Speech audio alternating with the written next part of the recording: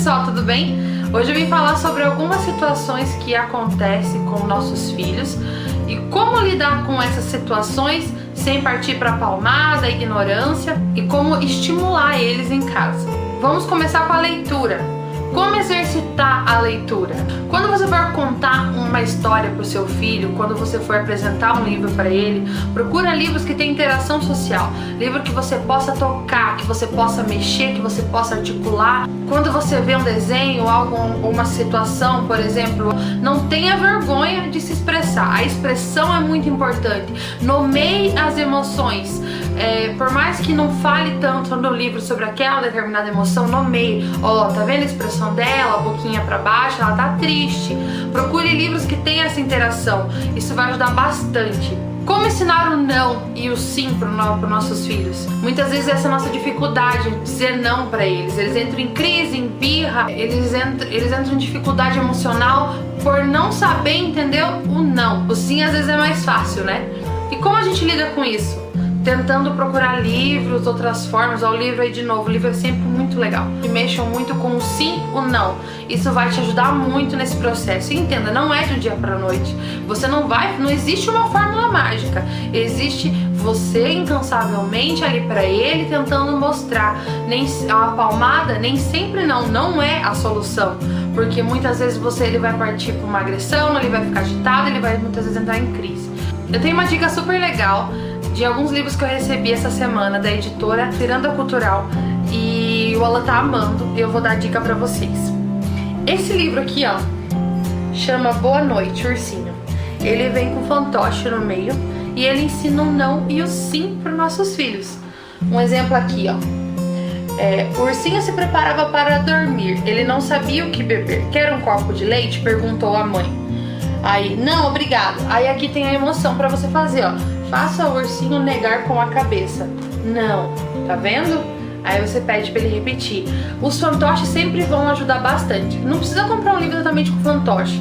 Se você não puder um livro comum, você faz um fantoche de meio, o que você puder. Eu tenho até algumas outras dicas que eu vou deixar depois o vídeo linkado pra vocês irem lá ver. Lá tem várias dicas de como estimular, de várias brincadeiras pra se fazer em casa.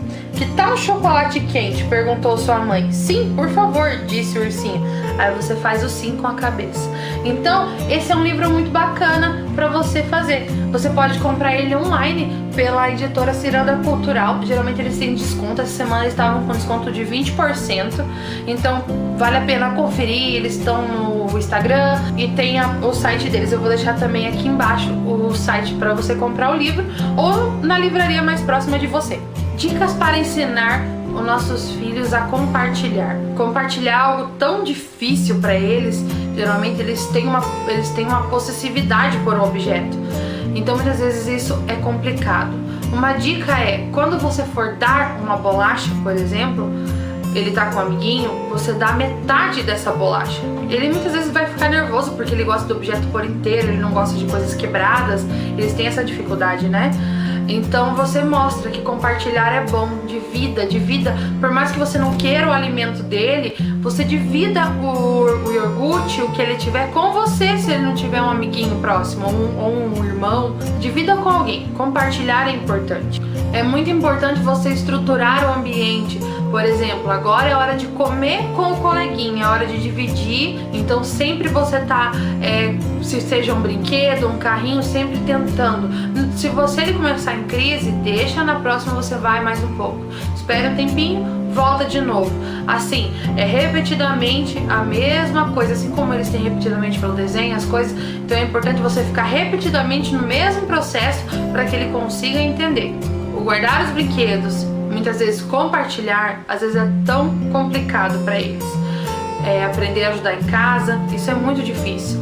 Então uma dica legal é, primeiro, você mantém o ambiente da mesma forma. Por exemplo, aqui eu guardo os brinquedos, entendeu?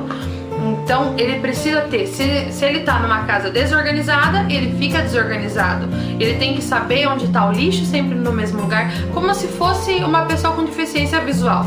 Ela sempre precisa ter os objetos no mesmo lugar para que ela consiga entender por onde ela pode passar. A mesma coisa é o autista. Ele precisa manter os objetos no mesmo lugar para saber onde ele vai guardar. Como você vai ensinar seu filho a te ajudar em casa se você não mantém sua organização? Então é necessário você pegar, organizar a sua vida para depois você organizar a vida dele. Por exemplo, aqui você guarda o brinquedo, aqui você joga o lixo. Nas primeiras vezes você vai com ele, bata a palma a ele jogar um lixo, bata a palma, ele dobrar uma coberta, não precisa brigar se ele não dobrar direito, se ele apenas amontoar no canto, ele entendeu o ato, isso é o que importa. Com o tempo vem levando à perfeição. Então primeiro se organize, para depois você tentar organizar a vida dele. Aproveite horas, situações agradáveis como banho, hora de comer, a hora que ele está tranquilo, para poder ensinar que essas horas são importantes e mantenha uma rotina. Isso vai ajudar também na calma dele e vai ajudar ele a entender certas situações. Ele precisa ter uma rotina. Então faz aquela tabelinha, a famosa tabelinha da Super Nanny, que eu acho que vai ajudar bastante. Extremamente importante também diminuir o tempo que a criança fica sozinha, diminuir o tempo que ela tá sem atividade. Mantenha ela com atividade, mantenha as coisas ao alcance dela. Pra quem não me acompanha no Facebook ou no Instagram, eu tirei o sofá de casa. Que choque! Eu tirei o sofá de casa. A sala ficou apenas o tapete e o armário, aqui baixinho, onde ficam os brinquedos dele e a televisão. Tudo que é de documento, coisas de quebrar que ele não pode tocar, eu tirei do alcance dele. Deixei tudo ao alcance dele. Quando eu vou colocar roupas pra ele sair, eu não visto ele. Eu deixo roupas ao alcance dele pra ele pegar e se vestir. É o método montessoriano. Foi criado em 1800 e alguma coisa, não vou lembrar agora, mas pela Maria Montessori. Ela é uma italiana. Então vale muito a pena pesquisar mais sobre esse método, porque é muito importante. Ele ensina a autonomia da criança, deixar tudo ao alcance dela para ela fazer sozinha. Mas aí você me pergunta, eu aposto que você deve estar pensando, mas como é que se eu deixar tudo ao alcance dele, como é que eu vou exercitar a fala do meu filho? É necessário pelo menos 1 hora ao dia, você tirar essa hora ao dia para fazer uma atividade com ele. Fazer atividade de português, o que for, depende da fase que ele tiver, para estimular a fala. E durante o dia deixar esses objetos disponíveis, se eles não forem perigosos, para ele poder mexer, para ele poder explorar. Na hora de vestir roupa, monte 2 looks de roupa no cabide ou em cima da cama. Qual que você quer? Deixa ele se descobrir. A comida dele, o chão limpa, depois você limpa, deixa ele se sujar, deixa ele fazer sozinho. O método Montessori é isso, deixar ele tocar, deixar ele fazer sozinho, deixar ele se descobrir, autonomia. Isso não vai interferir na fala, pelo contrário, ele vai estimular, ele vai soltar. Comportamento social. É algo difícil, né? É algo difícil você ouvir, se fosse meu filho. Se fosse meu filho, eu não deixava fazer isso não. Deus o livre, criança mal educada. Quem já não ouviu isso? Ou melhor, quem já não pensou isso, né? Mas o que a gente pode fazer para evitar isso? O que a gente pode fazer para melhorar isso? É muito importante eles começarem as suas atividades e terminarem. Se você vê, mais uma vez, se você vê que ele está entrando em crise, você não força a criança. Como eu disse, o tempo se aperfeiçoa. Mas é muito importante ele entender que tem algo que começa e algo que termina. Determinar um tempo para sair de casa. Se a criança já sabe ver horas, ou já sabe ter noção do tempo, fala, quando o dia nascer, a gente vai precisar sair, a gente vai no médico, a gente vai fazer seja qual for atividade, e antes do sol se pôr, a gente volta. Um exemplo, avisa sempre uma semana antes, final de semana vai ter aniversário. Lembra quando você for no aniversário? Parabéns, fala do parabéns, mostre vídeo, mostre foto. Pois é, vai ter outro. Não precisa ficar nervoso. Se você não sentir a vontade, a gente volta para casa. Então essa preparação, mudanças de caminho, mudanças de rotina, deixa eles extremamente estressados. Então é importante que você avise com antecedência o que está acontecendo. Por exemplo, Alan, quando tem aniversário, seja do meu sobrinho, o que for, um dia antes, quando está montando a festa, ou de manhã, quando está montando a festa, eu procuro levar ele para ele conhecer o ambiente, para ele entender o que vai acontecer naquele ambiente. Eu acho que isso é bem importante. Mas meu filho não entende. Bobo é você de achar que ele não entende. Meu filho tem 3 anos, ele entende super bem. Desde os 2 anos, 1 ano, ele entende. Vai por mim, ele pode não falar, mas ele entende tudo o que está acontecendo ao redor dele. Basta você avisar com antecedência para não traumatizar a criança. Ensina ele a observar o comportamento de outras crianças. Ensina ele, coloque ele em parques, o que for. Mostrar, olha o castelinho, vamos fazer igual da menininha, aponta, mostra. Não tenha vergonha de se expressar para o seu filho, isso é muito importante. Então, comparar com o comportamento de outras crianças que não seja de uma maneira ofensiva faz muito bem. Ofensiva eu quero dizer, não olhar e dizer, aquela criança que tá fazendo birra, você tá, que feio que você tá fazendo. Não comparar como se a criança fosse melhor que ele. Não faça essa comparação. Mostre o que a criança está fazendo e que pode ser legal se ele fizer também.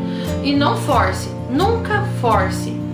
Comunicação, fala, verbal ou comportamental.